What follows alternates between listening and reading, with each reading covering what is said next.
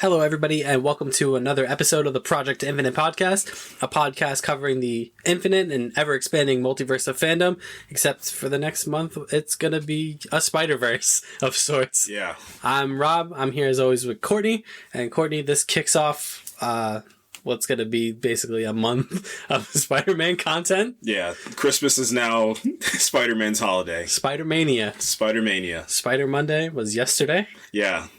Good God. That was insane. So, little backstory. This movie is the most hyped movie of all time. Endgame is the biggest movie of all time, but this is the most hyped movie of all time. And I say that because when I was going to get these tickets at midnight, every single website and app crashed at the same time. I'd never seen anything like that. I didn't have issues getting the tickets for Avengers Endgame. I haven't had issues getting tickets for anything else. I'm trying to think. Star Wars was super easy. Endgame, it took a little bit. It was like a second because it wouldn't load properly, but after a second, and people were, ready to buy tickets. But this one was, I reloaded the page and the entire top section of the theater was gone except for 2 tickets. So we're in. We're in there. We'll be there. We got them. It was the classic Tobey Maguire when he comes in to the, in Spider-Man 1, where he comes in, he's just like, I had to beat an old woman with a stick to get these tickets. That was me last night. So. Yeah, interesting. You should bring him up. So basically what we're going to be doing for the next few weeks leading up to Spider-Man No Way Home is we're going to do some film retrospectives, and this week is going to be the Tobey Maguire trilogy of films, one of the most revered superhero film trilogies of all time. It's the good stuff. Yeah. It's what a lot of people my age grew up on as far as superhero movies, and we watched them over the past few days. I watched them yesterday, shotgun them back to back to back, so they're kind of fresh in my mind. But first, not so much some news. We got some news, but more so reactions to things. Quick reacts to things that have happened over the past couple weeks. So first up, Hawkeye is out. Yeah, and it's funny. I was thinking about this show, and I watched it for the first time, and I watched it it was like early in the morning. I woke up, I watched it, and I was like, it's pretty solid. It's cool. I get it. But I wasn't like blown away by anything, right? Then I came back. I watched it a second time with some other people, and I was like, I'm starting to like this a little better the second time. And then for whatever reason, I think because a different set of people wanted to watch it, I watched it the third time and I was like, I know why I like this. You know why it is? It's because now we're in the point in the MCU where we're operating in like not the grandiose nature of everything. I think that's the best part about this show is that it's not, and you get it from the perspective of Kate. Not everything needs to be Iron Man and Captain America saving the world now. It doesn't need to be like that. That's just how rich this universe is, where we can really, it's something that Star Wars plays off of well. It's not, you don't need to follow the Skywalkers all the time. Same thing for this. You don't need to follow the Avengers all the time. So I know we do have one of the Avengers in this show, but it makes sense. I mean, there's a scene in here where he's just at a play with his kids and he goes to the bathroom and there's a Thanos was right kind of written on the stall. And it's like, he just gets his dinner paid for because he saved New York a couple times. So it's just like these little things that kind of operate in the universe, which is nice. It's like, it's starting to like, it's giving you like you had like the front view, now you're starting to get the perspective of everything else. I think that's the best part about this show. Yeah. I think the best part of this show is Haley Steinfeld. Yeah. Yeah. Yeah. That's the best physical thing about this show, of like an actual character in here. She's amazing. There's not enough I can say about her. She understands exactly who Kate Bishop is, and she's also going to help get a younger audience in there too, which they already have, but yeah, a younger audience. It's just an unbelievable amount of charisma and timing, delivery. She jumped out at me watching these first 2 episodes. Yeah. Not that I didn't expect her to, because I think we both have been pretty positive towards this character debuting in the MCU and who was portraying her. So I don't think we were surprised, but maybe I was a little surprised about just how good she was. Yeah, it was, I think you said it was like her comedic timing was perfect. Like every joke that she had landed, like she was hilarious the whole time, but she also bounced off of Clint really well too, which helped the entire show as well, because you're kind of dealing with like a 22-year-old girl, so it's like the first reaction to some people would be like, who cares? But then you immediately make her care, because it's not like she was like bitten by a radioactive spider or like went into a gamma lab. She's just somebody that saw an Avenger doing what they do best and wants to also do that. Like, that's also what I was saying before, like just the perspective of where we're at in that universe. Like, it's 2023, 2024 for whatever project you're looking at. Obviously some people are going to start to do some copycats, and that's where in the Spider-Man universe, I hope we start to get into like the Clone Saga and some of the stuff, and then the new Tom Holland trilogy that we'll get into later. But yeah, I'm just really liking that everything's starting to get really fleshed out for some of these characters that aren't your big hitters in this universe too. Yeah, and it's super grounded. I mean, yeah, Clint's basically dealing with street crime. Really, yeah, he is. Which is cool. I think we need more of that type of stuff, because even we talk about how this kind of comps with Falcon and the Winter Soldier, but Falcon and the Winter Soldier was really a global story. It was. It really was. As grounded as it was still a global story. Yeah. This is pretty much a New York story, with, you know, a mysterious kind of person. It's a whodunit. Yeah. Yeah, it's a big whodunit. So just some characters that I can think of that I can rattle off. We have Echo, so Maya Lopez. We got to look at the end of the second episode, briefly. She's going to be pretty cool, I'm assuming. I'm really looking forward to that. Good introduction to that character. The swordsman, Jack Duquesne. Now, that's going to be an interesting one, because in the comics, the swordsman is the one that trains Hawkeye. So it's going to be interesting if they kind of... Obviously, he can't train Hawkeye, but it's going to be interesting. I don't think they're going to have a history together, but we'll see if he might end up being an Avenger, because that's what swordsman does. He's like because Hawkeye's the same way, just like Black Widow was in the comics. Like, they were villains first before they became heroes. So I wonder if they're going to do this, maybe not on the same scale as like Hawkeye or Black Widow, but if they turn him into like a character that we're going to see not just in a Hawkeye series, but in other projects going forward too. Tracksuit Mafia. Yes. They're so good, bro. So good, bro. Man, so they're just perfect. Yeah. So basically it's this random Middle Eastern gang that just lives in this apartment complex in New York that I guess they're just around or whatever, because in the comics it's specifically an apartment complex where Hawkeye is staying is where the Tracksuit Mafia is, and they're great. They say bro every 5 seconds, so it's hilarious, and they're great fun. This is the type of stuff that we were talking about when we said that this might be the most closely adapted story from comic to screen that we've probably seen to this point. This is what we mean. Right. Like the Tracksuit Mafia basically jumping off the page of the Fraction comics they're good. into this show. Yeah, they're so good.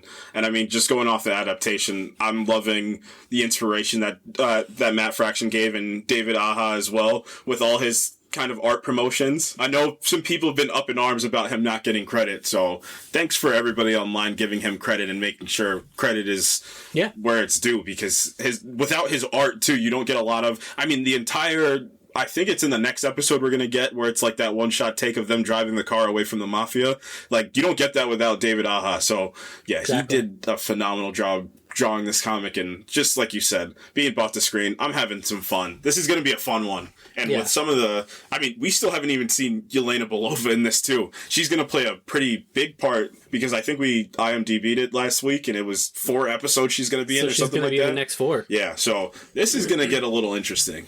Yeah, I thought for sure that she would be kind of in the middle section of these episodes, but no, she's going to be in the final 4, the next 4 episodes. I think she's going to be in like the stinger, the stinger of the third, and then 4, 5, 6 she'll be in. And I think it's going to be the whole point of, like I said last week, the formation of whatever this new team is. Maybe Kate even gets kind of tricked into joining this new Avengers team that... who is it? It's Val. That Val's kind of making as well. Maybe she gets tricked into being their Archer as well, which would kind of be interesting. So I'm really enjoying it. I knew I was going to enjoy it. Like I said, I've been in basically since the first trailer. I knew I was going to enjoy this, and I have not been disappointed. Yeah. So looking forward to what tomorrow brings. Speaking of things that we may or may not be enjoying, The Flash kicked off its 8th season. Can't believe we're at 8 seasons of The Flash. Man. It's crazy. Yeah.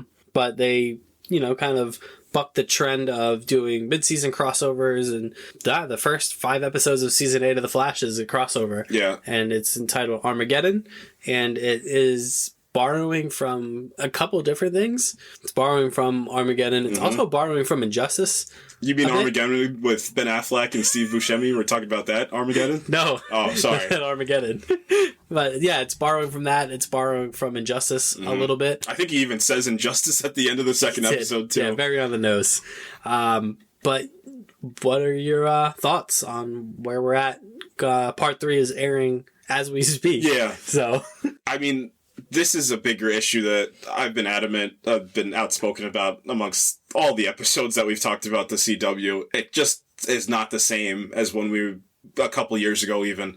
I mean, the biggest issue in my opinion is before it was cheesy, but it was an enjoyable cheesy and it was self-aware cheesy. Now it's just, it feels like decisions are just being thrown and it's just whatever hits the dartboard, it doesn't matter where it lands, we're just going to do it. Doesn't really matter. That's why I think that they did the crossover at the beginning of the season, because they just needed people to watch. I think that's what it was. I don't think it was, we need to start the season out with a bang, because they would just do that for every show if that was the case. I think this is just trying to get people to tune in and to see where the Flash is. And it doesn't have that mystery and wonder of like season 1 through season 3. Like there was something really special about those first 3 seasons, especially 1 and 2, specifically like the first 9 episodes of the first season was just Weekend. I know it was a lot of villain of the week, but it was just the wonder of like seeing this guy that was struck by lightning, and just it was so much more subtle back in the day too. It was just a lot of nuance to his character as well. It had so much more fun back then, and now it's just,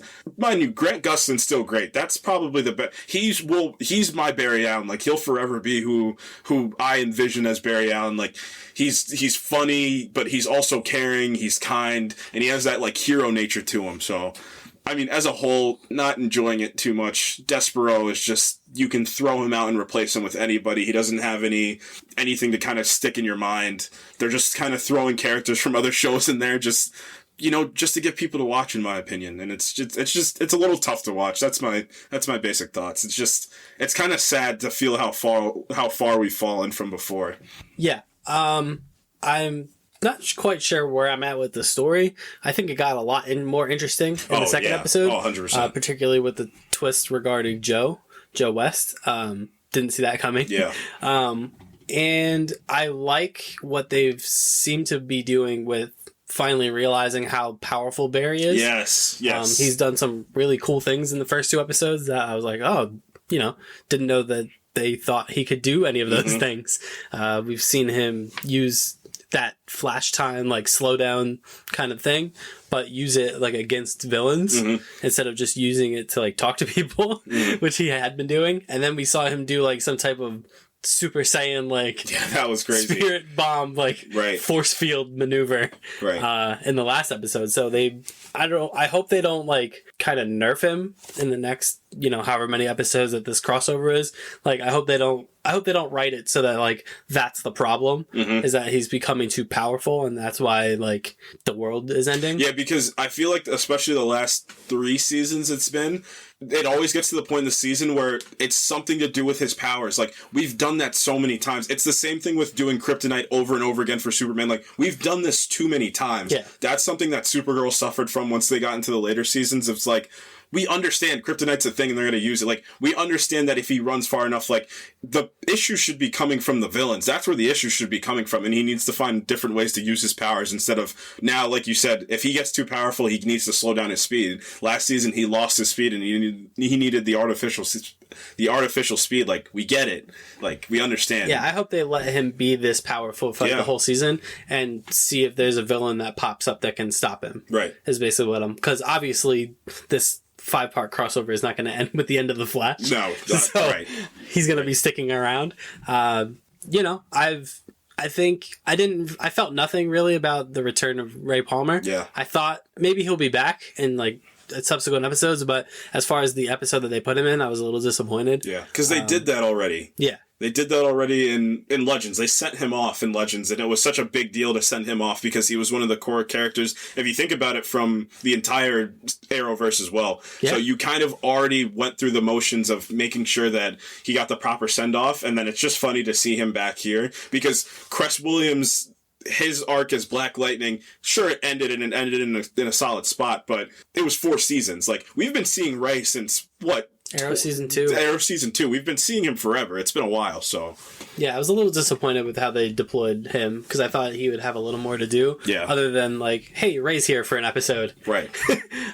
So I'm looking forward to seeing how Black Lightning is used in this episode that's airing right now.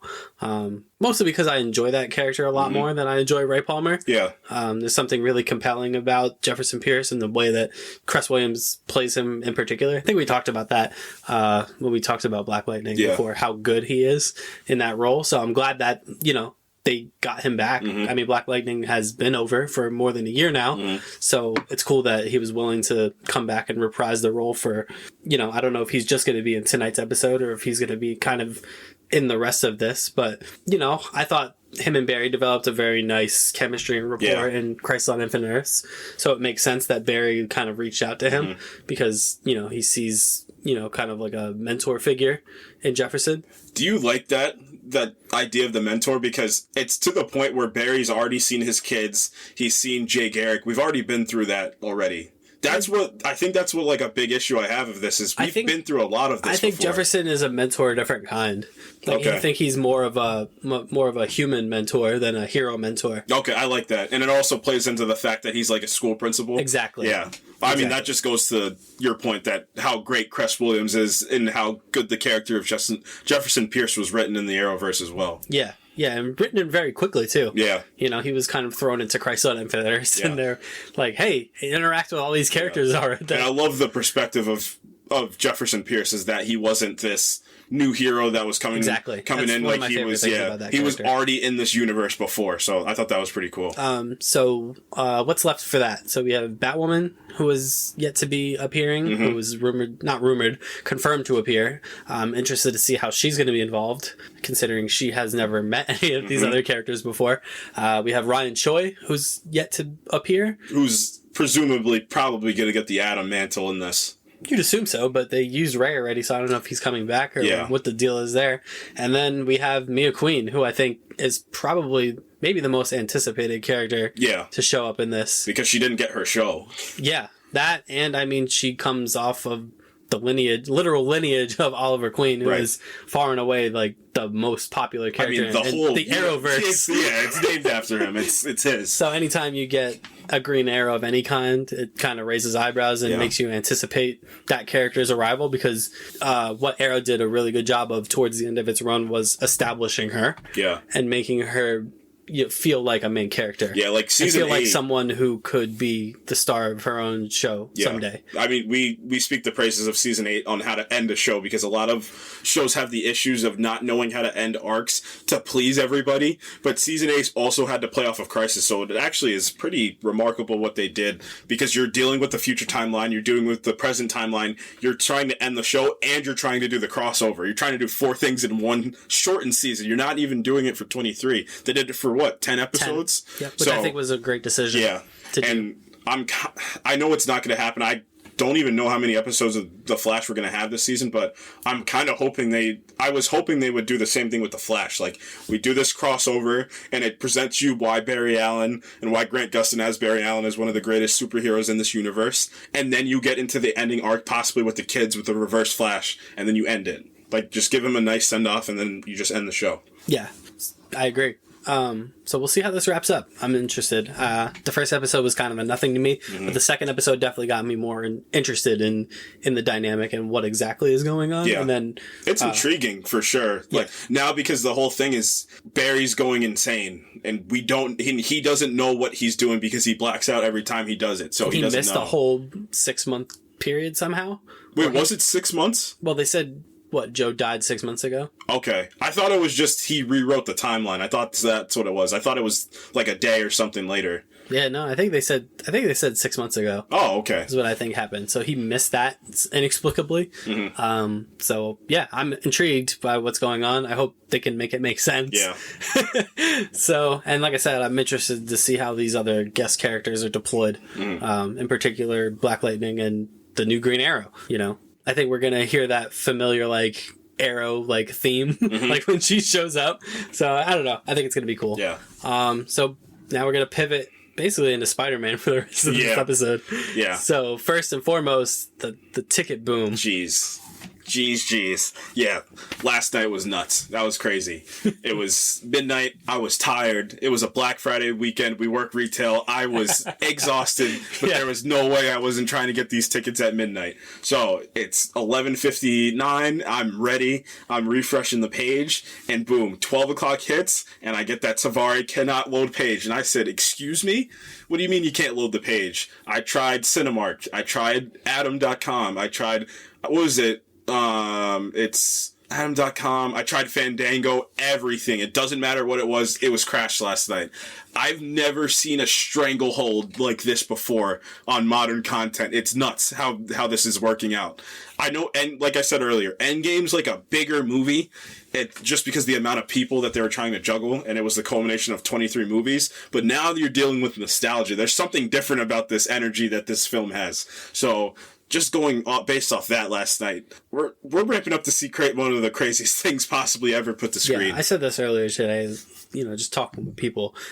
This is an event. This is not just a movie. This is an event that we're experiencing and that we're all going to be a part of. I think it's going to be one of the most incredible theater experiences we've ever had, because it is that collective of so many people coming from so many different angles, and you're going to have people our age, people my age, people your age. There's a discrepancy here in our age that matters. Yeah, and we're going to talk about it once we get into the Spider-Man, the Raimi Spider-Man movies. Yeah, so it's not a big discrepancy, but it's a big enough discrepancy that we're kind of both coming at it from different places in terms of this movie. And then there's people younger than us who have grown up on the Tom Holland Spider-Man. Yeah. So it's just this collision of different generations that, if you'd have told me this 5-6 years ago, it's impossible. Yeah. This movie's impossible to make. Right. With what they're attempting to do. And I say attempting because we truly don't know if they're going to pull it off. Yeah, because this movie's surrounded by this hype. But what's the other side of the coin? Is the movie itself actually going to be good? That's or is it just going to be fan service the movie? Yeah. And that's an issue because I think a lot of people are indifferent about Endgame, the first two acts specifically because of that, because there was a lot of fan service that played into it. And even parts of the third act. Obviously, the third act is the most forgiven third act, and it's the biggest third act in film history. There's nothing that comes close to that. It's Return of the King. Right, yeah. Return of the King's third act is pretty spectacular. Yeah. Just trying to think kind of recent-ish. I don't even think the Dark Knight's third act is as good. Dark Knight Rises' third act is not as good. It's not even that it's not as good. It's just the scale of what you're doing. Right. That's what I'm kind of talking about. It's you're really basing the scale off of 23 previous projects that you were going Again, off of. Something much like this with Spider-Man No Way Home should have been impossible. Yeah. You're really bending the multiverse to these actors that were adamant they were done playing these characters to get some of the villains back and to get the heroes back. Nothing like this has ever been done, and it's probably going to be done again because of the success of this. So it'll at least be attempted again. Yeah, and Doctor Strange presumably is going to be the one where this is attempted again. So yeah, and maybe even a grander way. Yeah, depending on what they actually decide to do with that movie. Right. But yeah, so coming off the back of that was the news that Sony is, I guess it's confirmed, but Sony is basically intending, quote unquote, to continue Tom Holland's run as Spider-Man in association with Marvel. So yeah, the partnership will continue. It's not just going to be Tom Holland porting over to the Sony kind of sphere. It's not like he's going to be universe hopping when they need it.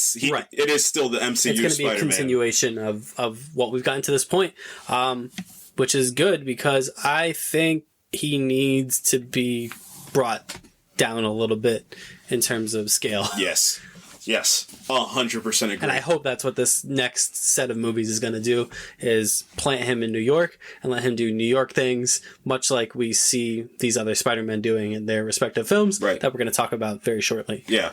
No, I totally agree. And it's going to kind of be the college arc, because the first part, these first three movies were the high school arc.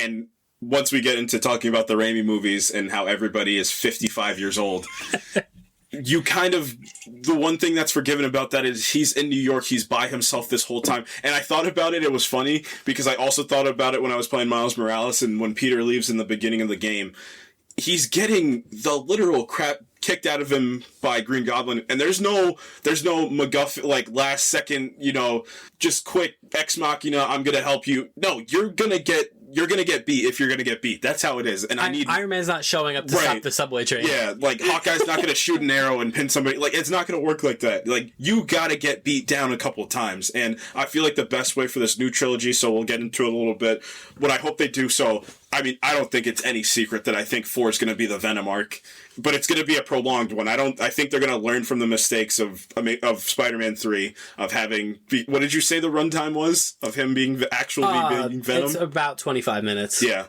And it's already, Sandman's also there, so it's a lot. It's so much going on in that movie. But getting back to Tom, like, the 4 is probably going to be the start of college, because I think they said in this movie he's trying to get into school. He's trying to get into college, but everybody knows he's Spider-Man, so it's a little bit more difficult. And he's I think he's still a criminal. I think what's going to happen, he's going to get, like, acquitted of the charges, but he still is, like, the most disgraced human being on the planet at the point. So it's going to be interesting. But yeah, I hope they do the Venom arc. I hope they do it well. Also, I told you before, do the Venom arc, and then now that you're presumably going to have Charlie Cox and Vincent D'Onofrio coming back, do the crime. Now you can get into the crime stuff, and that's going to help him be in New York as Spider-Man, fighting people day by day that do not have superpowers. Like, now you're truly going to be what Spider-Man is. Yeah, I agree. I think this new trilogy can kind of get away from the pretty legitimate criticisms of his Spider-Man to this point, which is basically he's just an underling of Tony Stark, and he's too busy doing Avengers-related things to worry about the city. I mean, heck, even the whole second Spider-Man movie took place outside of America. Right. Not exactly a friendly neighborhood Spider-Man. And the first one was fought mostly in the suburbs. Yeah, and then in Coney Island for the end. You gotta get in the city, man. You gotta get in the Nixon. And then this one, I mean, is gonna take place in at least a version of New York. Yes. But not like street crime New York. It's gonna be the multiverse is exploding and the world is potentially ending. And it's kind of allegorical in that sense too, that he's also gonna have to grow up too. So it's gonna be the growing up in terms of the movies are gonna feel more adult, I hope. And I feel like that'll be a good thing, to your point of the kids right now that are growing up with Tom Holland, to progressively get them a little bit aged up. I think Harry Potter is like the blueprint on that, is moving with your audience as they get older, as they're watching these movies, because they transition to, like, they were kid films, and to getting directors like Alfonso Cuarón for the last ones and doing legitimate young adult to adult films in the end that actually meant something. So I kind of hope they follow that same thing for this, and kind of... That's a good comment. I agree with that. And that's a good idea. have him grow up a little bit too. He's going to be in college. He's going to have to deal with some of these things that, in my opinion, Tobey does the best of being Peter Parker. But I want to see him a little older, a little bit... what's the line that Michael Caine gives in Interstellar? You come back a little bit older, a little bit wiser. I kind of hope we see that. And I think playing off of Tom Hardy is going to be helpful for that. If presumably the fourth movie is going to be him colliding with Venom, I don't see why it wouldn't be. Right, yeah, it's just, these IPs it's on a collision course. Based on how Venom 2 ended, and how presumably this will end, I don't understand why they wouldn't do that for the next movie. Yeah. What else do you want? Because there's 3 movies. That's a lot of stuff to do. So we kind of talked about this a little bit a few weeks ago about... I mean, we actually kind of predicted this, that he would do another trilogy. And so Venom was obviously the first one. I think we bookended it with Kraven's Last Hunt would be the last one. Yeah, I think that would be it's that good. middle one that is intriguing, right? Because you can kind of go wherever. I am thinking either they do something with him and Venom as like a team. Yeah. Or they do something involving the Black Cat, maybe going up against the Kingpin.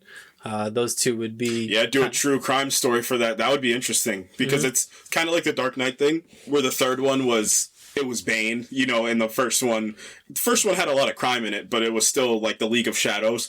But then the second one was mostly crime. That's what the second one was with the Joker. And that would be interesting if they also did it for this, is the second one would be the most crime oriented. It was like Spider-Man versus the Spider-Man. Or you pay off the Scorpion thing too. True, yeah. Maybe the second one even is the full ascension of the Sinister Six, or maybe because he can't fight them alone. But this is kind of what No Way Home is doing already, so I can see why they want to steer away from that for a little bit. But I'm with the first one. I think that's pretty set in stone. It's going to be the Venom versus Spider-Man arc. I think the fifth one would be interesting if they kind of dove into the Clone Saga. I think that would be interesting. It's a slippery slope to climb if they do it. Here's my thing. If they do the Clone Saga, you can introduce Ben Reilly, but what also you can do is now you can start to get Miles Morales prepped to be in that universe, because if you're dealing with these multiple Spider-Men, I feel like that would be a good time to introduce him. Also, I thought about this, it would also be a perfect time to introduce Norman Osborn into the MCU with Harry Osborn. I think we're gonna get the MCU's Harry, the MCU's Norman, and we're gonna get the MCU's Gwen Stacy in this next movie too. Yeah, give me the Clone Saga. I'm with you on ending it on Kraven's Last Hunt. It's the same thing as Spider-Man Life Story, where the story's bigger than the character. It's like the ideals of the character are more important than like the specific story that it's like, oh, Kraven takes the suit. It's like, it's bigger than that. So I think that would be a good one to end on. I mean, Aaron Taylor Johnson's playing Kraven, right? Mm-hmm. That's going to be interesting. He's going to be like, you look like that guy that died in Sokovia that one time. No, but I think it's good that this isn't going to be the end of his Spider-Man. Like I said, I hope that whatever this next trilogy is, it involves more just him being Spider-Man and not him having to do anything with the Avengers or anything like that. Yeah. So let's take a trip in a time machine. Yeah. So we're going to travel back in time to 2002. Yeah. The year is 2002. Yes. Who's president? That is Bush. Yes. Bush is president. George W. Bush. What else is going on? Tell me about 2002, because I was 11. It's not like I'm. I was a wee lad in 2002. It's not like I'm some kind of like I wasn't a young adult in 2002. I was still only 11. I don't really remember much from back then.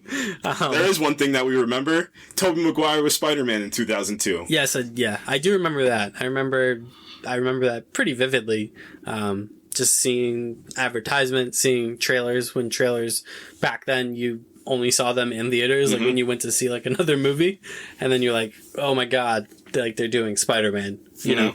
And yeah, it kicked off one of the most, like I said earlier, one of the most revered superhero trilogies series of all time in terms of film. So we're going to talk about all of these first three Spider-Man movies. So we're going to hop around a bit. We're not really going to summarize plots and that stuff. We're just kind of going to jump around. And I kind of wanted to start with characters because I have some thoughts. Why don't you get into the good stuff first? Yeah, so let's start with the main guy. Let's start with Peter Parker, played by Tobey Maguire, who starts this film in high school.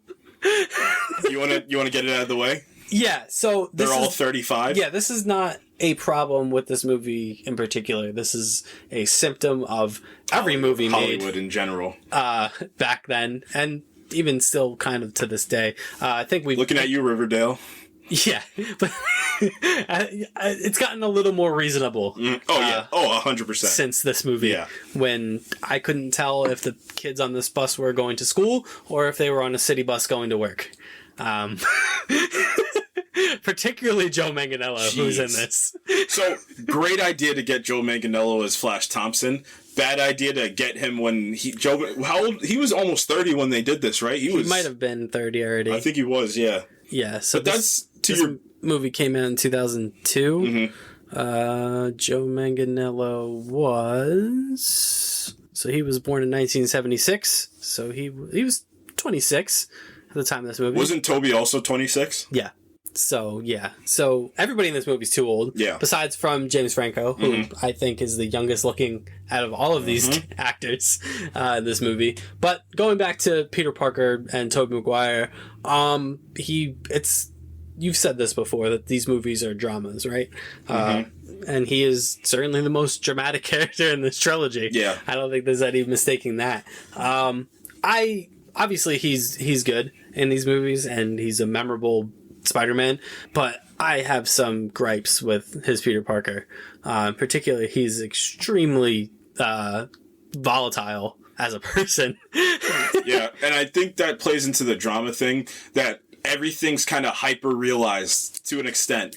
So, but that also plays off the fact that especially one is the most comic booky thing that we've gotten. Yeah, see, I agree with you, but the problem is, especially in one, and we'll talk about this when we talk about the villains, there are two characters in one that jump out the screen at me because they seem like they're in a totally different movie, but for the better. It's Willem Dafoe as the Green Goblin and J.K. Simmons as J. Jonah Jameson. Those two guys are acting like they're in a totally different movie from everybody else, and I think it's to the benefit of the movie. For some reason, these two realize that they're in a comic book movie, and it doesn't feel like anybody else realizes they're in a comic book movie. Because the way, just their mannerisms and the way they deliver their lines is so different than every other person in this movie. And that's kind of the problem I have with, not the problem I have with Tobey Maguire as Spider-Man. He doesn't seem really that fun. Yeah, he doesn't, and that's the thing. And I think you told me right before, and I didn't even think about this until you said it. He doesn't say anything as Spider-Man until how long into the movie? It's like an hour 30, hour 40. That's ridiculous. The movie's 2 hours. It's 2 hours and 7 minutes. Yeah, and he doesn't say anything until the third act, almost the third act of this movie. That's an issue. Just because who Spider-Man is, it's not the Deadpool level of how he's saying saying things, but he is supposed to be a comedic person when he's fighting. Yeah. And that's something, to Andrew and Tom's point, something they do specifically. Andrew specifically does extremely well. Is that a knife? Yeah. Is that a knife? We'll talk about him next week. Yes. But here's my counter. I think when I look at this Peter Parker, specifically Tobey's Peter Parker, I think of those 60s comics. That's my best thing about this. He really feels like that Blueprint-esque. When you would go on the street and point to a guy and be like, he looks like he would be a 1960s Stan Lee, Steve Ditko, Peter Parker. Yeah, that's what my favorite 100%. Thing about him is. Yeah, I agree. I agree with that. He goes on quite a journey in these three movies. Yeah, he does. Most of them are tragic journeys. Yeah, man, he gets the living daylights beat out of him in two, both physically and emotionally. Yeah. I think, unfortunately, 3 undoes a lot of the goodwill of the first two. Yeah, we're going to get into that. That's the biggest issue with 3 because I was trying to pinpoint it because there's just this off feeling about 3, and obviously it is because there's too many villains and it's too many things you're trying to do. But then you said it earlier, it undoes everything that the last 2 movies, not everything, but most of the things that the last 2 movies were doing, especially coming off 2 being considered what some people think is the best comic book movie of all time. It immediately undoes everything. And I guess we'll just get into it now. It's one specific person that gets undone a lot of the times, and it's Kirsten Dunst as Emma. It's Mary Jane Watson. Yeah, not as Emma Watson. Not Emma Watson. We're not talking about Harry Potter anymore. Oh yeah. This is my least favorite romantic interest out of any of the Spider-Man movies. Yeah. Poorly written character, poorly delivered at times. I've told you this. Not all her fault. I just think the character is very one-dimensional. I'm not sure what her motivations are for anything. Yeah, because when you look at character, you have the need and the want. But her needs and want, she doesn't have any needs. There's no need for her. There's only wants. And it comes off. At times, I'm not even sure what she wants. Right. And I think that comes to the biggest head at the end of 2. It's, what do you want? And he tries to do everything for her or everything to stay away from her, and she doesn't know what she wants, and that just turns into a poorly written character. I know it's a little bit of like a far-fetched, but when I think about characters where you don't immediately know their want or need, I look at what Joaquin Phoenix did in The Master, because his character has a lot of ambiguity, and it's supposed to be frustrating because you don't know immediately what he wants. But in something like this, you need to know it because she's not the main character. She's bouncing off of Tobey Maguire as Peter Parker. So those things together, you need to figure out what she wants, because the MCU's Mary Jane, she knows what she wants. And then specifically for Emma Stone, she knew it, like, that was probably the best thought out of what she wants and what she needs. So this one, it's just, she has no need. There's no need to any of her character motivations in this. Yeah, that dynamic between the two of them is a really, really, really weak spot. Yeah. What is otherwise a good 2 movies and then a third one. A third one that was made. I think I told you this. I might have told you this. I might have told somebody else this. Every time that they're on the screen together, I checked my phone. I was, I zoned out. Like every time they were talking to each other, and that shouldn't be how I feel about the main romantic kind of dynamic, and the kind of the human dynamic for Peter in particular, because obviously the most compelling dynamic is that between he and the Green Goblin in 1, that between he and Doc Ock in 2. So that's the Spider-Man part of it. But I should be caring more about Peter Parker's personal life, and I just don't, because their chemistry is bad. Those two characters are bad for each other. They are. They're very toxic to each other. He hits her in the third one? Yeah, he does, and somehow doesn't get canceled. It's crazy. Yeah, so the less I say about them, the better, because it's, like I said, it's a sore spot for that trilogy. I never believe their relationship is never believable to me. I don't believe that these two people are in love. Yeah, that was, I think I told you, that was my biggest issue is I don't, for 1 second, I even think she throws out the line that they're best friends. I'm like, when did you develop any type of friendship in these movies? Because you start when you're 18, 19, and you guys, he's just around. He's still in school and whatever, so... and he's you're like a quasi-stalker? Yeah, he's just following her around for some of this movie. Like, he for likes a lot her. of the movies. Yeah, for a lot of the movie. And especially in the second one, he really starts... like, he follows her, like, from, like, her auditions and plays and stuff. And he's like, I was just in the neighborhood. Like, if you said that now, like, if you're a guy and you were following this girl around who you claim you're best friends, but we'll say for this purposes, you know each other. And you had been like, yeah, I took 2 buses and a cab to meet up with you because I heard you were around. Red flags are going up. We're calling the police. We're getting the police involved. But yeah, that just goes to the point. They don't have a lot of chemistry. Because, not to get existential, but I feel like at the core of every great love is a friendship also, and like an understanding. It feels like she only truly falls in love with him when the secret's out. And it's also the most inconvenient time for her to fall in love with him, too. Because she could have had a wonderful husband, astronaut that's great guy. Yeah, great. Like, I'll make the argument he's the best character. Like, he's the best person in this whole franchise. It's him. Yeah, I think it's him and Mr. Dinkovich's daughter are like the best, and also Robbie from the paper are like the best people in this whole franchise. But everyone else is a terrible human. Yeah, they are. But he easily just could have. Even Aunt May. Aunt May, yeah. She's the emotional core of these movies, and we'll get into that in a little bit. But yeah, I don't believe it for 1 second that they're together. Even in 3, I'm like, why are you guys dating? She immediately falls out of love with John Jameson when she kisses him and realizes he's not Spider-Man. Yeah.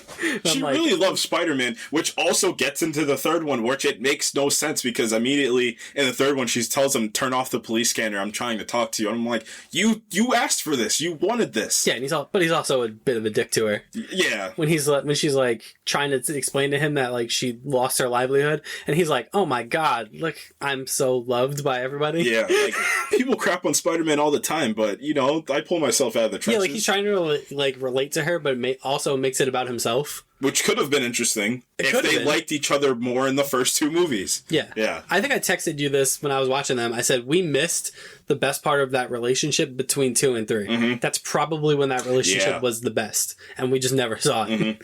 So, it's what the Amazing Spider-Man movie did in 2, like them actually together in 2. Because I think they were broken up in the Amazing Spider-Man 2, but they were still together. But that's why that relationship makes so much more sense, because they long for each other. Yeah, and you wanted them to get back together, right? Like at no point in the Sam Raimi movies do I ever feel like they're longing. Like Peter longs for her, but I never feel her longing for him. She only longs for Spider-Man until she finds out, and then she's miserable.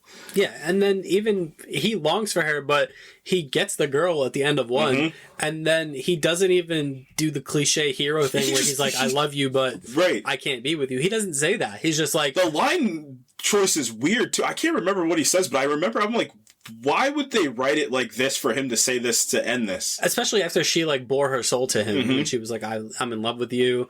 And this is before she knows he's Spider-Man. She's, there's a genuine kind of, we go back to, she doesn't really love him outside of him being Spider-Man. But in that moment, she confesses her love for him, and he's just like, nah. Yeah. Right. And he just says, I will protect you, or I will be there for you as a friend. Yeah. And then he's not. So it doesn't even matter. Yeah.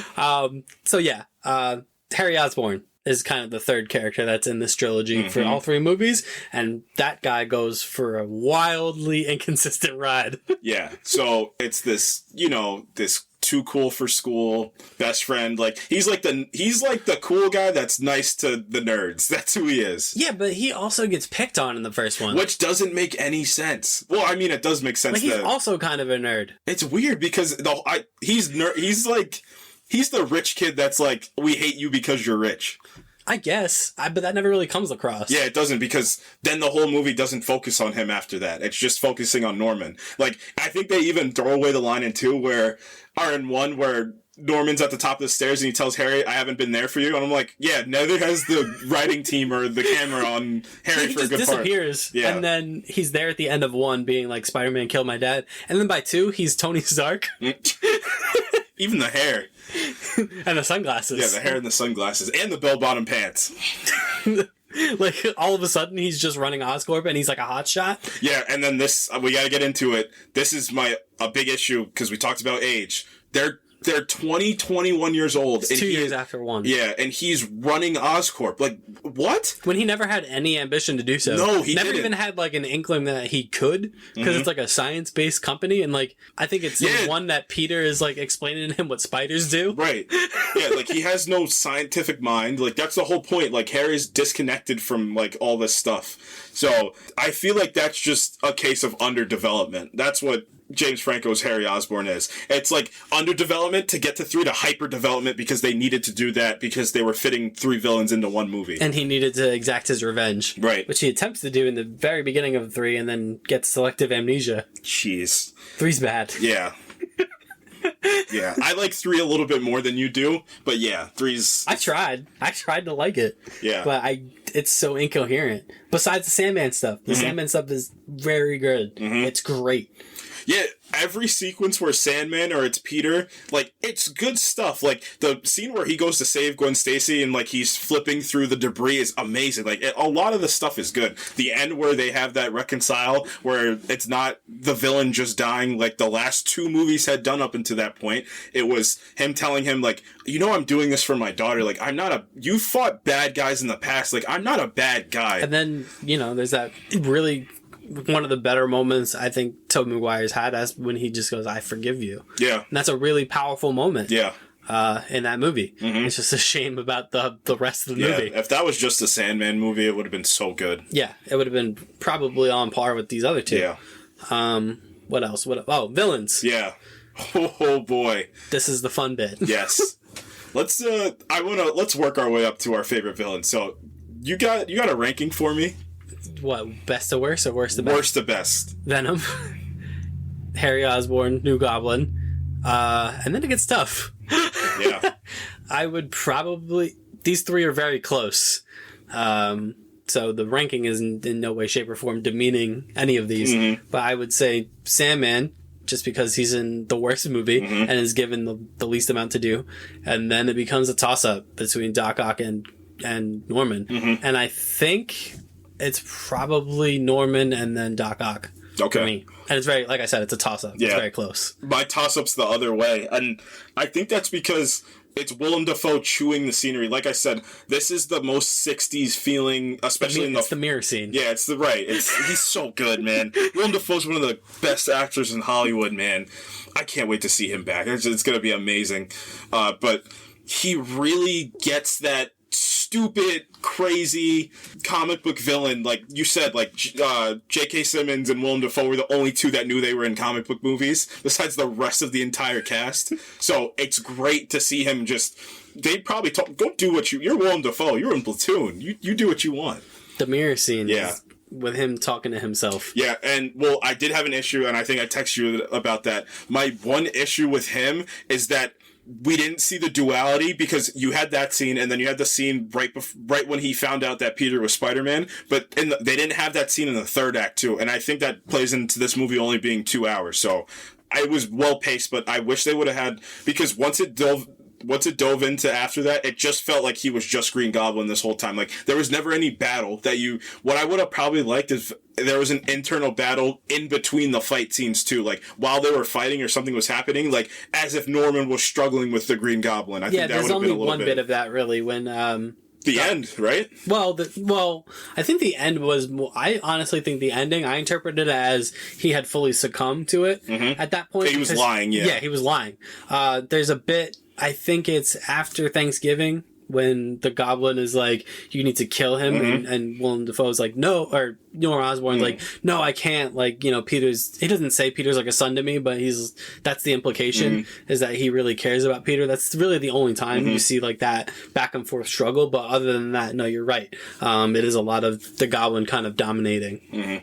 Yeah, I would have liked to, and it's just subtlety, and then that gives credence to why Alfred Molina to many is one of the greatest comic book villains of all time, because there's this subtlety that goes into it. So let's dive into Doc Ock, and honestly, we could dive into 2 a little bit, because this is the magnum opus of what comic book movies can be. And I think I said that when I talked about Dune. There needs to be this subtlety of human emotion that plays into all these movies, and 2 does it the best. 2 is also the Maguire's best performance. Oh yeah, easily.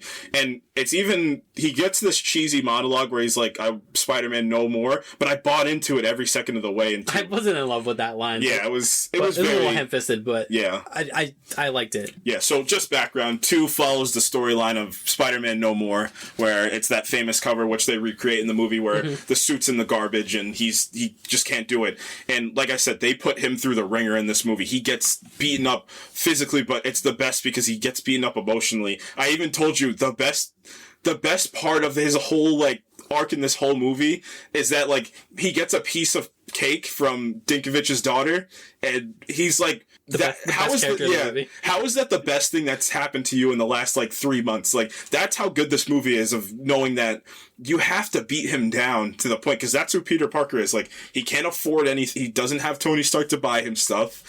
He doesn't have people that he can call in to help him fight people. Like, it's just him by himself. He's failing in class. His professors don't think much of him. The woman that he loves is basically gone. His best friend thinks he betrayed him because he won't turn in Spider-Man to him. His job hates him. Like, it's really one man against the entire world. I think in this movie, doesn't he tell Aunt May that he's the reason that Uncle Ben's dead as well? Yeah. Yeah, it is this movie, yeah. So all these things get piled up on top of him, and it's just hit after hit after hit. And it just doesn't stop the whole movie. And it's great. You gotta put them through. I think I said last week, Captain America Winter Soldier did it well, because Captain America is a very foundational character. So the foundation that he was built from, like, got stripped from him. Iron Man 2 is like a case where it didn't work that way, which it kind of did, because it just threw him in the house and said, go finish your dad's work. Yeah. What other 2s do we got? Thor 2 didn't really do it well. Thor 3 did it, though. Thor 3 did it well, of stripping away his power.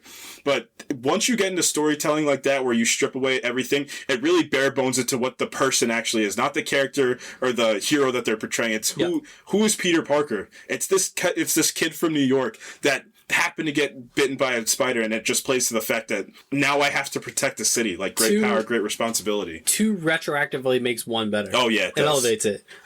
Because a lot of that characterization that you're talking about, you didn't really get in 1. Yeah. Because 1 was fast paced. It was pretty fast. Yeah. I think I said to you that I was surprised with how good the action sequences were, particularly in 1. Yeah. 3 again. 3 is basically the exception to everything, because a lot of the stuff that 1 and 2 do really well, 3 doesn't do well.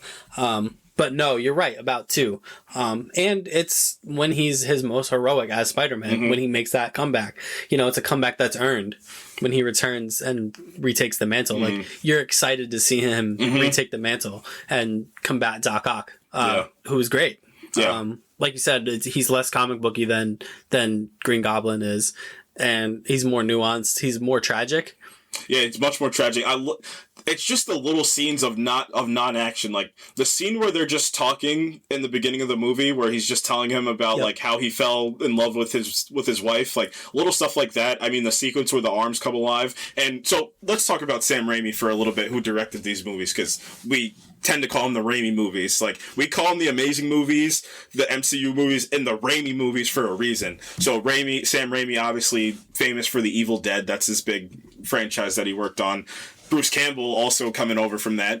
But Sam Raimi presents this kind of, it's this it's the most realistic version of Spider-Man, in my opinion, too. It has, like, the most realism, and that plays into the fact that I think these are dramas. Like, these are dramas. The Amazing Spider-Man movies are sci-fi movies, and the Tom Holland movies are action comedies. Like, they're updated. They're what the new superhero genre is. So, yeah, just for this one specifically, for for Sam Raimi, I'm sorry, he really... It's like those horror elements he brings into it. It's the realism and it's those horror elements that are the arms coming alive. It's so in the good. Surgical room. I mean, just the beatdown at the end of 1 felt very horrific to a hero too. Like, it's very visceral. It was all practical. Like, it was just a lot of wire work and practical. Like, every hit you were... Again, 3 doesn't have. CGI work in 3 right. for the action sequences. Right. It's when they go practical for these fights is when they become so much better. So...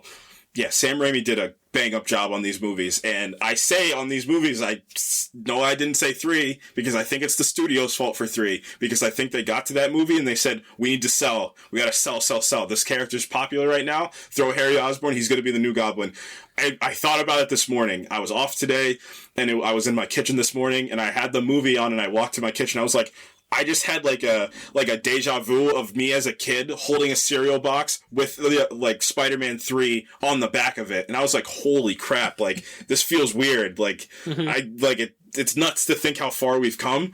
But then I thought about it. I was like, I remember like the promotion for this movie was like everywhere. Yeah, the Spider-Man 3, like, it was everything with Spider-Man 3 up until the release of that movie. Like, even after the movie released, like, toys, like, I remember I had some Spider-Man toys. Like, it was everything coming to a head. I was like, wow, they really are trying to sell this movie.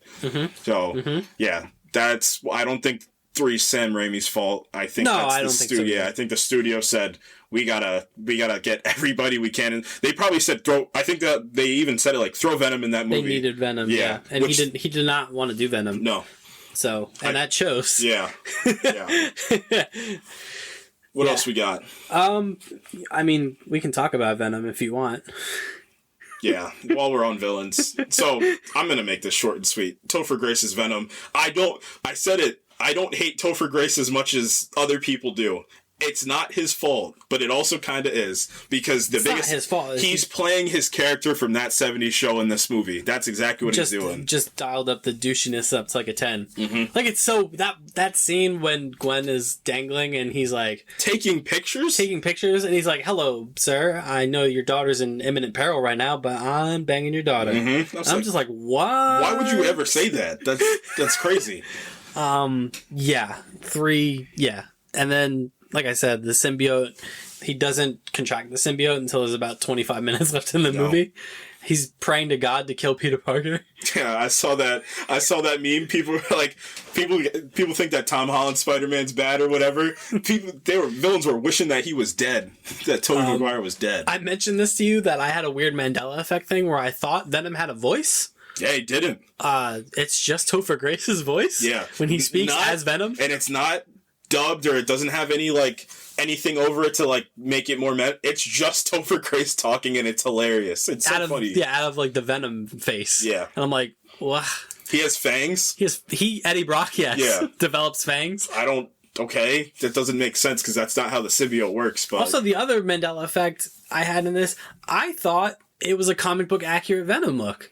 No. And it's not. No, it looks like Peter's suit. He just looks a little beefy. He just has the white eyes. Yeah, that's it. That's all it is. I thought he had the white spider for some reason, and I watched the movie yesterday, and I'm like, nah, he doesn't. Yeah, I think you said that when we reviewed Venom, and up until the second that you just said that, I also thought that, and then I was like, I watched it again, I was like, nope. He just got a black suit on. It's just a black suit and like the Venom eyes. I'm like, wow, it's weird. Yeah. So yeah, not great. Sandman, good, very good. Thomas Hayden Church dives back into what made Doc Ock great. It's the subtlety, yeah. Sympathetic. He doesn't really seem like a bad guy. No, he's just a victim of circumstance, and he accidentally shot Uncle Ben. You know, right? He was just trying to save his daughter, and it's one of the most beautiful sequences in that movie, in any comic book movie, where it's the ascension of Sandman, and he goes to grab his daughter's locket and he can't grab it. It's really everything well done. With Sandman in the movie is really, really good. Yeah. And like I said, this movie is exponentially better if they cut Venom out. Even if they don't cut I mean, if they cut Venom out but leave Eddie Brock in, I still think it's a better movie. I think that probably would have warranted them to make a 4 as well. So the symbiote comes out of nowhere. Mm-hmm. Yeah, that's an issue. That's a big issue. When you had John Jameson in the second one? Yeah, you easily could have just had the symbiote jump on them. But also, to their point, there was no MCU back there. They probably weren't making stuff to set more stuff up. I'll give them that, and to that argument. I mean, I guess I could buy that if John Jameson hadn't been kind of a big part in the second one. Yeah. And established that he was an astronaut. Yeah, and then just disappeared for the rest of the franchise. And he's just gone. Speaking of the third one, Gwen Stacy's in this. Boy. Before I get into Gwen Stacy, you know that new meme of like the two people on the bus, the miserable one and the happy one? I said the miserable one was Jessica Chastain and the happy one was Bryce Dallas Howard. So yeah, Bryce Dallas Howard is Gwen Stacy, and she's fine. Why is every woman in this franchise a model? Yeah. Yeah. Aunt May might also be a model back in her day. Yeah, everybody's a model. I don't know. Every woman is one-dimensional. Yes. Every woman is arm candy for the hero. Big issue. It's just annoying. Yeah. That's makes me so nostalgic for Emma Stone as Gwen Stacy. She has so much more layers. Why did he kiss Gwen Stacy? Jeez. All right, let's get into it. Tobey Maguire as Peter Parker is not the best person. No, he's terrible. Yeah, he's terrible to everybody. He's not a great guy. He's selfish. Yeah. He's self-absorbed. Mm-hmm. He's self-obsessed, particularly after he becomes Spider-Man and he defeats Doc Ock. He's all up himself. Yeah. It's so, because I don't know if there's any big historical precedent for that, for Peter Parker. You mean in comics? Yeah. I'm trying to really think about it. I mean... Not without him being manipulated in some way. Right. It's like there's this humble nature. He's never humble. Yeah, that's the big issue. Like, Tom Holland's probably the most humble of what he has. As soon as he gets his powers, he's immediately a dick to everybody. Yeah, including Macho Man Randy Savage. Yeah. Crazy line he throws at him, too. Again, would have got canceled. Would have got canceled if you said that line now. Like, sir, maybe my husband did make this for me. Is that an issue, Spider-Man? Is that an issue, Human Spider? Yeah. Great performance by Macho Man, by the way. Yeah. As Bonesaw. R.I.P. to the great Macho Man. Yeah, that was fun. Fun stuff. Bruce Campbell was also in this trilogy. He was. 3 different people. He's the best as the guy at the theater. Yeah, the non-Stan Lee cameo guy. Yeah, he's great. Oh yeah, that second one is great. That's my favorite one. Yeah, he's just like, tie your shoes, man. And then he goes to tie his shoes. He's just like, oh, your tie's a little undone. He's just like, and he's like, whoa. Yeah, what are you doing here, man? He's just like, I'm here to see the play. And he just leads to the side. He's just like, nobody will be seated afterwards. Yeah. You want to talk about what was supposed to come after real quick? Sure. So... We were supposed to get a Spider-Man 4. Then Andrew Garfield got hot in Hollywood, and they said, let's give him some movies. But we were supposed to get a Spider-Man 4. That Spider-Man 4 would have led off with Bruce Campbell being revealed as Mysterio, which I think is a phenomenal idea. That's how you set something up through This is how this is the second week in a row I'm referencing the Charlie Day with the red lines. What is he saying? It's the second one where he goes, it helps maintain the illusion. Yeah, Yep. So that's everyone's pointing it at a board, being like, "It's this, it's this, it's this." Right. But I think that was confirmed, right? Yeah, they had they had the concept art of like the movie would open on Tobey bringing him into the police station as Mysterio. So 4 was supposed to be. I'm trying to think. I know the factual ones was Ben Kingsley was supposed to be the Vulture, which also would have been really good. Bruce Campbell was supposed to be Mysterio. There was something else that was big that was supposed to happen. Anne Hathaway. Yes, Anne Hathaway is Black Cat. That was and she eventually became Catwoman. Yeah. If you keep me from one cat, I'll be the other cat. Don't matter. Is that a bigger issue with comic books in general that Marvel just copies DC? We don't need to get because they're both cat burglars. Yeah. One's Black Cat, one's Catwoman. Yeah. Yeah, that would have been cool. But that also. What we're thinking and what I hope happens, I hope they give, after Spider-Man No Way Home, I hope they give Tobey a send-off Logan-esque movie. I think it would be great for him. I know he's coming back for Damien Chazelle's new movie, I believe it is, Tobey Maguire's, and this is his first time acting, and it's been years since he's acted, so maybe get him... We'll see how much he likes being in the suit from this No Way Home movie, so maybe they give him a send-off. Maybe he has some kids running around that he's trying to teach. Maybe he has a Miles Morales. That would also be interesting if he needs to mentor a younger version. I want to talk about that a little bit. What I kind of want to talk about with this movie and what we're going to... these movies and what we're going to talk about next week is just some just theorizing about where this particular version of Spider-Man will enter the story in No Way Home. Where will he be in his life? Mm-hmm. Because I don't think they're just going to rip him from Spider-Man 3. No, I think we said that, yeah. I don't think either Andrew or Tom are going to be from exactly where they left off. Some of the villains will be, but I don't think they will be. Because I think we said it would shorten the emotional blow and the mentorship. Because Andrew is also still super young in The Amazing Spider-Man 2 and in Spider-Man 3, he's like mid-20s. Like, he's not old. Like, they're not... I mean, he's old. Yeah, I mean, in real life, he's old, but... Yeah. So I would say if he's gonna...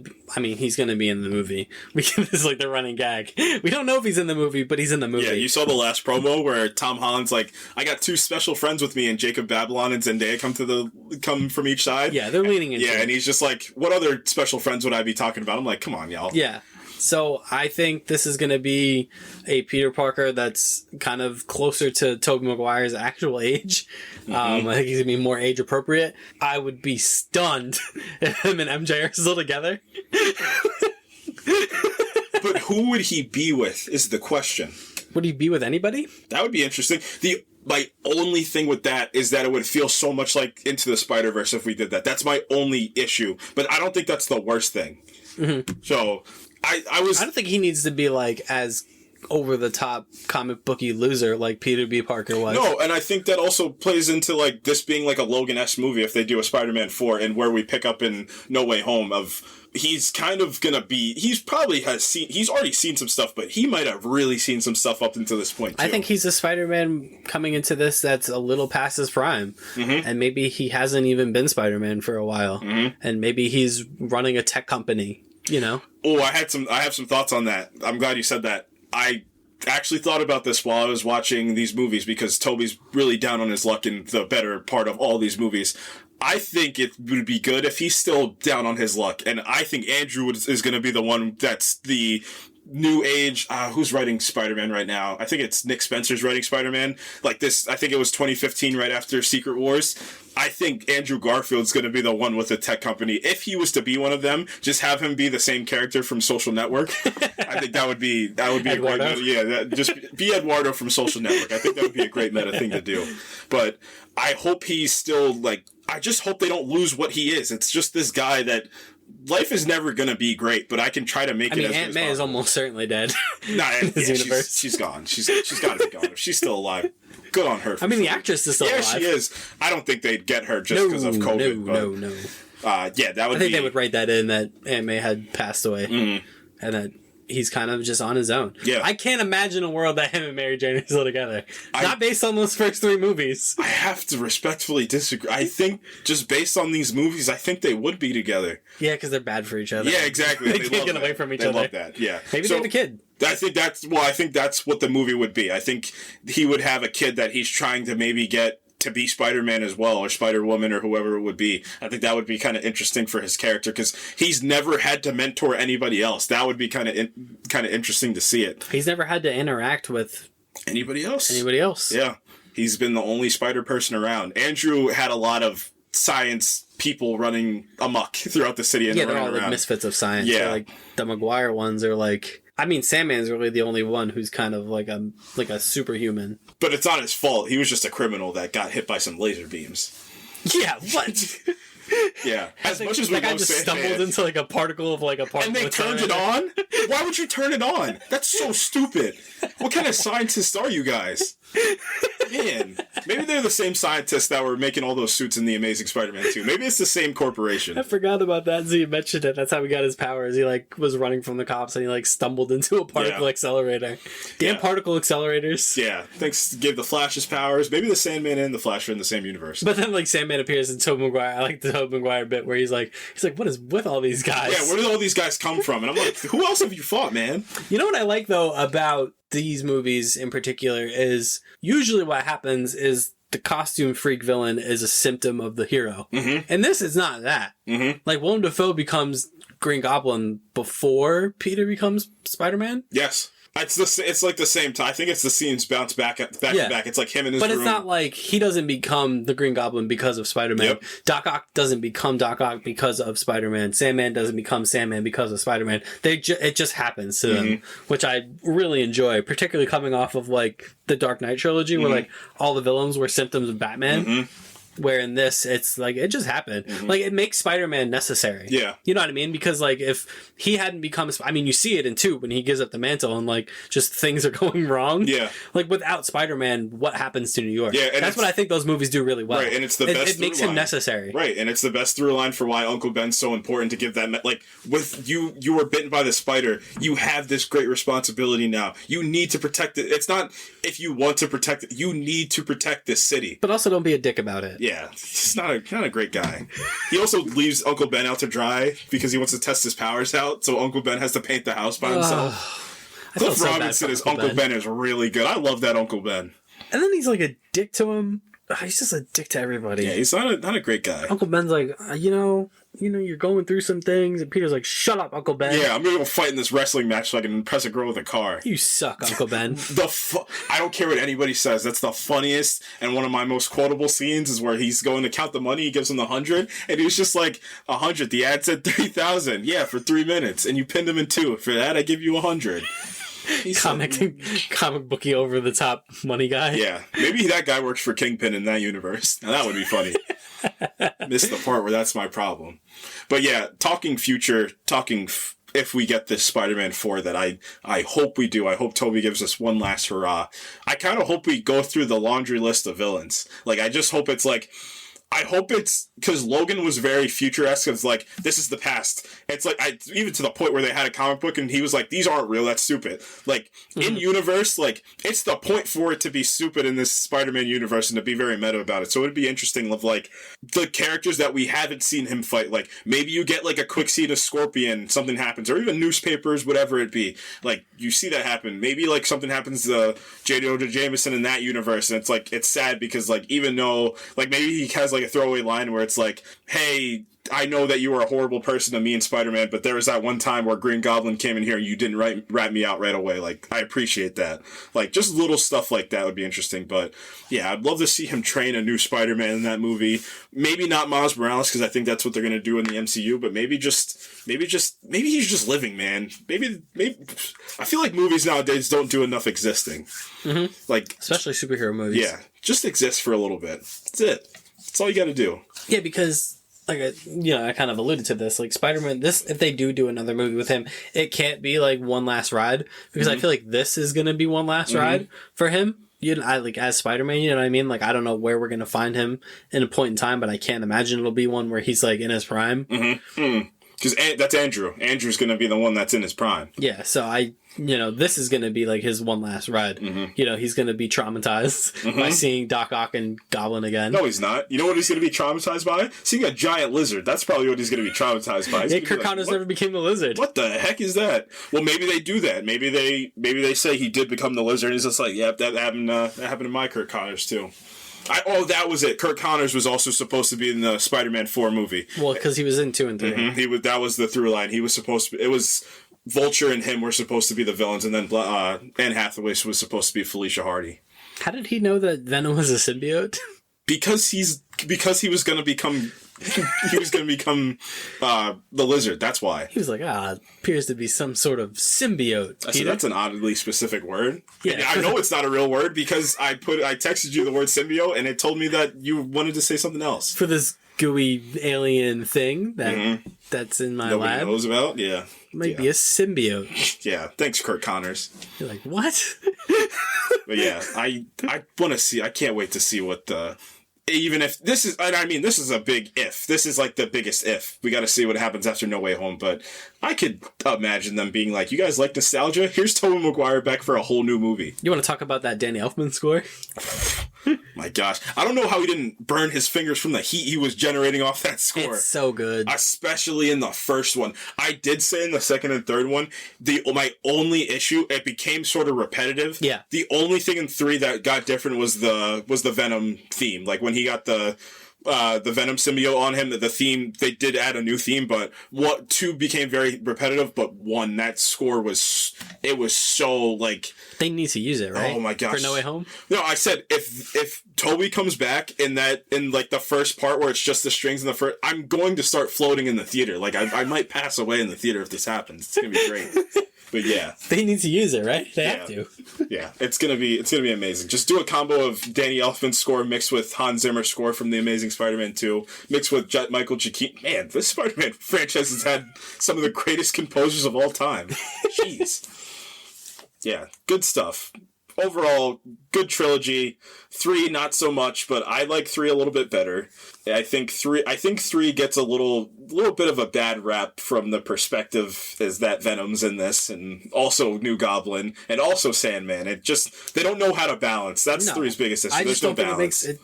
I just don't think any of the characters make any sense. No. That's my biggest problem with it. Particularly Peter, because he's the guy that the movie's about, and that character is all over the place. Like I said, I mean, he's a dick in all of them, but 3 in particular, even before he gets the symbiote, like I said, the kiss with Gwen Stacy is inexplicable. Yeah, it doesn't make any sense. I don't understand. You know Mary Jane is there. And doesn't he also gotta know that she's not the most emotionally stable person? And you just met Gwen Stacy? That's what I'm saying, like... 30 seconds ago? Yeah. Like a couple days ago? Yeah, I think I told you before I hopped on. It felt like the writers knew that Gwen Stacy was like this important. was this big important character. Like, aha! But Look. they didn't switch the scenes between, like... I could be wrong. I feel like there was a deleted scene with Gwen and Peter that happened before that it was like... Oh, Gwen Stacy's also a woman that might be interested in me, but I have Mary Jane. Gwen Stacy's also a woman. Yeah, Gwen Stacy's also a woman. That happens to be a model. You know what I liked about the much maligned, much memed, the dance sequence? Is how everyone else on the street is looking at him. Yeah.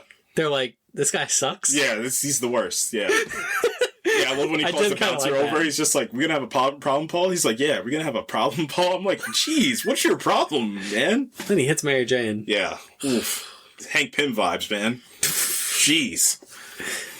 Guys, oh man, not a great guy. No, that's what bothered me the most on the rewatch. I'm like, are people nostalgic for him? Or are they nostalgic for the movies? So I think I'm gonna address it. It's the memes. That's what people are truly nostalgic about. This is. I think I told you. I watched these movies. What was it, 2 weeks ago? I think I watched these movies, and I watched them seriously. And then I watched them this morning and this afternoon, and I watched them ironically as comedies, and I enjoyed myself so much more in this second rewatch. It was so good. I'm something of a movie watcher myself. Oh my God, I was losing it. Because it's every meme moment from that whole franchise. I just couldn't help but just notice laugh. it. Yeah, it's just... Like the scene with Harry looking at Peter in the theater. Yeah, and then like the scene like where Harry, like after Doc Ock builds the sun... Yeah. And he's just like, he said, I have nothing left except for Spider-Man. Like, just all these stupid things. Like the scene with the can of cranberry sauce. He's like, I had to beat an old woman with a stick for these. Like, those eyes. Yeah. Those terrible yellow eyes. Oh, that scene used to freak me out when I was a kid. I mean, it used to terrify me. That's a heck of a jump scare. Yeah, it used to terrify me. When she's praying and then just kaboom. Mm-hmm. Amazing. Yeah, it's a good jump scare. Sam Raimi being a horror director before this, it helps so much. Yeah. Good stuff. Ironically, you have Venom in the third one, and you didn't make him horrifying at all. Right? He was the least scary. I mean, Sandman beating just banging against something, and like the anticipation for the bang was way better than anything that Venom did. I hated when he's getting pummeled by Sandman, the cut to the newscast. Yeah, she's just like, it's hard to believe that this is happening. And I'm like, can somebody do something? Can you guys just not look? Like the one newscaster is like, a very sad day in New York. This may be the end of Spider-Man. Next, why taxes are rising. I'm like, dog, stay on the line. Like, Spider-Man's about to die. Like, this man's getting murdered. Yeah, about to cut to commercial? Then you're just like, yes, a very sad day indeed. Oh my goodness. Yeah. But the first two are really good. Yeah, the first two are really good. I mean, I'm just thinking now, Alfred Molina, he's so good as Doc Ock. I think I said this earlier, but the villains overshadow the hero. Mm-hmm. Much like the Dark Knight trilogy. The only thing I'll say to that, I do agree that they overshadow Spider-Man, but the saving grace and why I think Tobey Maguire is better than other people think, it's because I don't feel like they overshadow Peter Parker, though. I think this movie does the best at building Peter Parker as like just a human being, not just as to be, and what he has to balance between Spider-Man and himself. Yeah, the balancing thing is really important, particularly for this trilogy. And you really feel the struggle that he's going through. Even though he doesn't project it in the best way towards, the people in his life, it's torturing him. It is. Until really the third one, but he comes to terms with it, but in a really bad way. Yeah. That's what I mean about the third one, that it undoes the first two. Right. Is that, he should have gotten beyond the adulation by this point. It would have added character growth, because like we said before, like, just in terms of an arc, like, we already did, like I talked about with The Flash, we already did this in the first two. Why are we doing this again in 3? Like, we already dealt with that. We need to get to something new for his character, and that's growing up into being an actual adult. And that plays into the fact that everybody feels older, and they actually look older, they feel older. Because I said to you, like, there's no way he's 20, 21 in the second one. There's no way. They're 25 at least. And they're 30 in the second one. No, he's 20 because they graduate high school at the end of 1, and then I think it's Aunt May that makes the mention in 2 that it's been 2 years since Ben.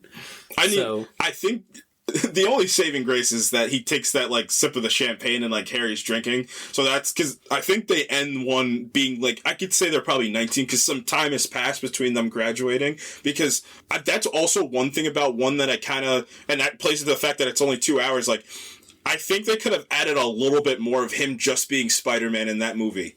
Because there's like this inexplicable time jump that happens in that movie, but we don't know how long it is. So, like, we don't know how the city reacts to the love to Spider-Man. That's something that the Amazing Spider-Man actually does well, because he's just a bad guy in the first one. Like, he's like, he doesn't become like this good person to the very end of the first one. Like, the very beginning of the second one. It's like the whole first one, he's like in the Amazing Spider-Man, like, he's like a vigilante the whole time, and the whole city believes him to be a vigilante. Like, in the Raimi movies, like, he's always a great guy that's always saving the city. Besides Jonah Jameson. Well, besides a little bit in 2. Right. Also, why is that guy always jumping into burning buildings? Because he's Spider-Man. Also, second counterpoint. So there's one little bit in 2 that I don't like. Why does he have bullies in college? Yeah, he does have Oh, no. Well, that's more of a meta thing, because I think that Sam Raimi hates Tobey Maguire. I don't know what he did. I don't know if he, like... There's not a single person on this planet Earth that I'm aware of that gets bullied in college. Yeah. Not like that kind of bullied. Mm-hmm. Like, there's people shooting spitballs at him, and then, like, his 303, like, chemistry class. His 303 chemistry class. Yeah, he is getting bullied. What gives? So who has, like, childhood bullies, like, in college? You know what I'm thinking about in college? Passing. Yeah. That's the only thing I care. I don't have time to be bullying. That's what because college, like, because you went through college, I went through, like, you know what I'm thinking about college? Not other people. I don't care about anybody else. I'm not sitting in, like... Yeah, this isn't high school anymore. I don't care about these people. I'm not sitting in, like, my ecology class, like, thinking about shooting spitballs at the guy in the first row. I'm thinking about this is the rest of my life. It's so bizarre to me. Yeah, that's crazy. That's nuts. That's the only part of 2 I thought was really funny and, like, just laughable. Yeah, maybe, like, if he was in high school in 2 as well, that wouldn't have happened, but... Yeah, I'm like, what? Yeah, it's an issue. This guy's shining a light in my face. Yeah. Like... Yeah, what are we, children? Yeah, come on, man. Yeah. Oh, man. Oh, that was fun. I'm excited to see him again. It's going to be one, like we've talked about this before with him, is when he shows up, it's going to be one of the most, like, emotionally overwhelming experiences. The theater's going to explode. Because, like, the endgame sequences, we knew all those characters were coming back. Like, we knew that they were going to come back and be together. And it also had not been, like, they were from different universes or something like that. And it was, like, they just died in the last movie. That was it. This is literally everybody's childhood. It will have been 14 years since he's been in the suit. Amazing. 2007. Amazing. So yeah, that theater's gonna be insane. It's gonna be crazy. It's also I don't know, man. I think those movies are great, but there's a lot of that stuff that didn't work. And it's gonna be good to see him away from Mary Jane and away from Harry Osborn. Yeah. I think this honestly might be depending on how long he's in this for, might be his best performance as Spider-Man. Yeah. Because he's going to be away from all the nonsense. Yeah, and this is the first, because, like we said... It's like they're taking all the good bits from the Raimi movies and bringing them into this movie. Yeah. Doc Ock, Green Goblin, Sandman, Maguire. Right. And they're leaving everything else out. Right. Yeah, I really want to see an older version that's not even necessarily disheveled, but just maybe, you know what? Maybe even just at peace. Maybe that would be very, very nice to see. So maybe if we don't get this Spider-Man 4 movie that I hope we do, maybe he's just at peace more, and then he comes into this universe. Maybe he's like the reluctant one. Yeah, maybe he doesn't want to do this. Like they pull him in and he's like, I'm done. Mm-hmm. Like, I'm done. Yeah. I made my peace with everything. Right. Why are you doing this to me? Right. Like, I don't... like, maybe even he agrees with Doctor Strange, like, why are we corralling these people? Like, Green Goblin tried to kill me. Like, yeah, like, I dealt with this already. Yeah, Doc Ock sacrificed himself. Like...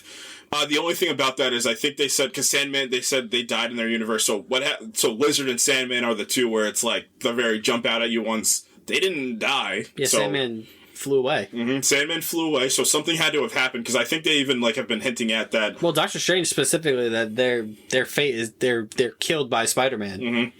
So yeah, Sandman and Lizard are the two interesting ones of what happened afterwards, because both of them, Kurt Connors too in the Amazing Spider-Man movies, like him and Peter had a good relationship. Yeah, they had a solid relationship, and he kind of, Kurt Connors turned back at the end, and same thing for Sandman. Sandman probably wasn't going to go back to it. I don't know. Maybe he did go back to a life of crime. Yeah, maybe. I don't know. That's why I'm interested to see how they bring Tobey Maguire into this. Mm-hmm. Then I'm thinking about it more and more. I actually kind of like the idea of him being a reluctant, being pulled into this and not being totally on board with it. Mm-hmm. You know what I mean? I could see Andrew Garfield being the one like, heck yeah, like hero moment, like I'm ready. But Tobey Maguire being like, I left this behind, kind of like in a meta way. Mm-hmm. You know what I mean? Like I left this, behind so long ago.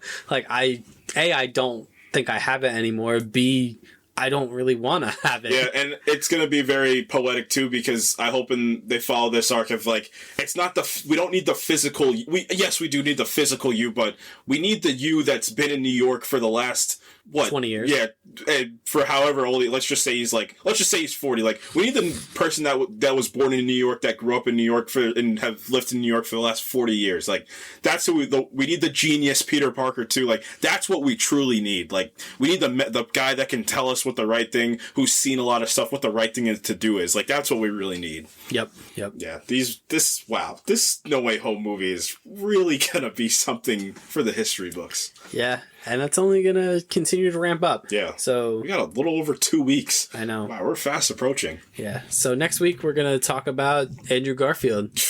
Man, I have I got some hot takes next week. Next week might get... It's going to be interesting. Next week might get you a new co-host if this goes according to plan, because I really like Andrew Garfield. The last month has changed my full perspective on Andrew Garfield and Andrew Garfield as Spider-Man, so... Got some takes coming in soon. Yeah, I think I do too, because I really like that guy, Spider-Man. Man, I've not purposely stayed away from all these movies, but I just haven't seen them, that much, in the past 10 years or so. So it was really nice going back to seeing these first 3 movies and being like, like these still hold up, even some 20 years after. So I'm excited to jump back into those Amazing Spider-Man movies too, because again, these are movies I haven't seen in years. I've seen them, I've caught them on TV like here and there, bits and pieces, but I've never actually sat down with them and watched them. And I'm excited to see him and Gwen Stacy interacting again, because I think it's the best part of this franchise, the Amazing franchise. But that's next week. That's gonna do it for us this week. Anything that you've been watching besides Spider-Man? Yeah, I've been watching a lot of Spider-Man. What have I watched? I rewatched Shang-Chi. Did we talk about that already? We did. Oh man, you're stealing all my tricks. I've been doing some writing. I've been working for myself. That's what I've been doing. Good. We're trying to start careers. I always say that I want to make movies, but you actually have to do something about it. So that's what I've been doing. I've been doing something about it. So what have you been doing? What have you been playing? Because you play, I watch stuff and you play stuff. I feel like that's how we've been doing. Yeah, that's more or less what we do here. So I've been still trudging through Judgment, which I talked about a little bit last week. What else have I been doing? Did you play Square Enix's Marvel's fake Spider-Man? No. Avengers Spider-Man? Man, it took everything in my being to not, but I have no interest. I think they finally got me. I think they finally wore me down. That Avengers game is not it. And I you know what? Off the Spider-Man high yesterday that I was feeling, I did start playing Spider-Man again. Okay. Spider-Man PS5. Oh, I also started playing Spider-Man PS5. I was just when on the like a trailer dropped. Spider-Man high, and I'm just like, yeah, I'm jumping in. Yeah. Did you? Do you have the remastered version? Mm-hmm. Yeah, I played the remastered version. I don't hate the redesign as much as other people, because people are like, this ruined the game. I'm like, No, it didn't. It didn't. It didn't ruin the game. The game's still the same. It just looks better. He just, you know what it really is? He just looks more like Tom Holland. That's all it is. I think that's what they were they just tried to make him look a little younger. Mm-hmm. So, It is what it is. Game's still one of my favorite games I've ever touched in my life. It's one of the best games I've ever played. Yeah.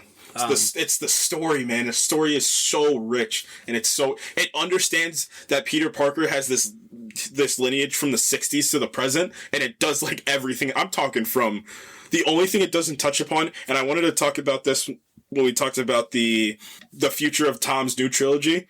It just didn't touch on the mystical stuff of Spider-Man. That's the only thing, which a lot of people try to stay away from, obviously, because it's like a little out there. And I'm saying this for a guy that has clones of himself, that has fought a guy named Hammerhead, but it's a little out there. But yeah, that game has everything: the crime, the rogues, the mentorship of trying to navigate how to raise Miles Morales as his second Spider. It's got everything. I was just on a Spider-Man high, and I was just messing around. I'm like, you know what? Let me reinstall Spider-Man and start playing some Spider-Man again, because it's just fun. It's just a fun game to swing around in and zip around the city. And, the Yuri Lowenthal is amazing.